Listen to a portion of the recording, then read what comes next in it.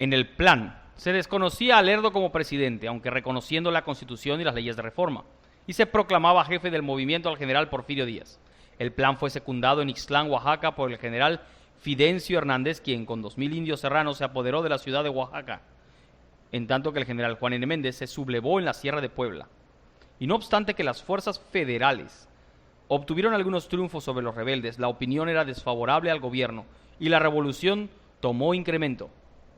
El general Porfirio Díaz se había establecido en Brownsville, en Estados Unidos, donde preparaba un levantamiento ayudado por el general Manuel González.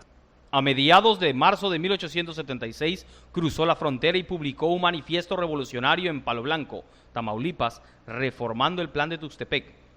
Con esto se admitían como leyes supremas la Constitución del 57 y las leyes de reforma, pero se suprimía al Senado. Se proclamaba el principio de no reelección y se desconocía al gobierno de Lerdo.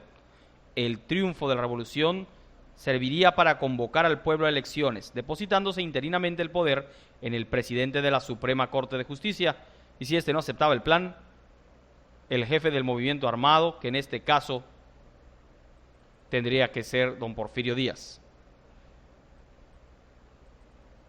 Porfirio Díaz marchó sobre Matamoros, Tamaulipas, donde el general Toledo le abrió las puertas de la ciudad, y con los elementos allí adquiridos y los que le llevaron los generales Treviño y Naranjo, organizó un pequeño ejército, con el que marchó sobre Monterrey, mientras las fuerzas del gobierno, al mando del general Escobedo, salían a su encuentro. Díaz eludió el combate contra Escobedo y procuró caer sobre Monterrey, Nuevo León, pero fue atacado por el general Carlos Fuero, cerca del rancho de Icamole, en mayo de 1876. Aquí Porfirio Díaz sufrió una derrota tan sensible que tuvo que retirarse a la frontera. Este fracaso, y con las noticias de lo que sucedía en el sur del país, hicieron que Díaz se embarcara en Nueva Orleans y desembarcara en la costa de Veracruz, donde le esperaba don Juan de la Luz Enríquez, con algunos amigos que lo condujeron a Oaxaca.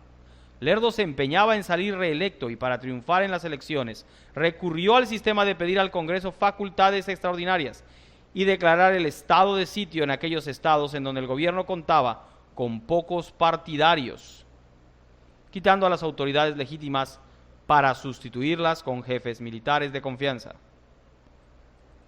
En estas condiciones se hizo la elección presidencial y para sacar triunfante la candidatura de Lerdo se hizo votar a los soldados y empleados públicos en favor de este. Se promovieron desórdenes y se recurrió a otros medios para consumar el fraude electoral. Antes que el Congreso hiciera la declaración de la elección, el presidente de la Suprema Corte, don José María Iglesias, considerándose con derechos por su cargo y alegando que la reelección de Lerdo era ilegal, había preparado un plan para apoderarse de la presidencia de la República. Y cuando todo estuvo preparado, Iglesias huyó de México rumbo a Salamanca, donde el gobernador de Guanajuato le ofreció refugio. Pero antes de abandonar la capital, preparó un manifiesto en el que declaraba nula la reelección de Lerdo y se proclamaba a sí mismo presidente de la República por el Ministerio de Ley en octubre de 1876. Algunos estados de la República reconocieron de pronto a Iglesias, por lo cual se presentaba al gobierno de Lerdo el problema de tener que combatir al mismo tiempo contra iglesistas y porfiristas. El gobierno de Lerdo mandó al general Alatorre a combatir a las fuerzas del general Díaz. Este se encontraba en Huamantla, Tlaxcala, de donde salió para la hacienda de Tecuac, con el fin de ocupar posiciones más ventajosas. Ahí se dio un gran combate, en que los lerdistas fueron completamente derrotados, gracias al auxilio oportuno que el general Manuel González les diera a los porfiristas.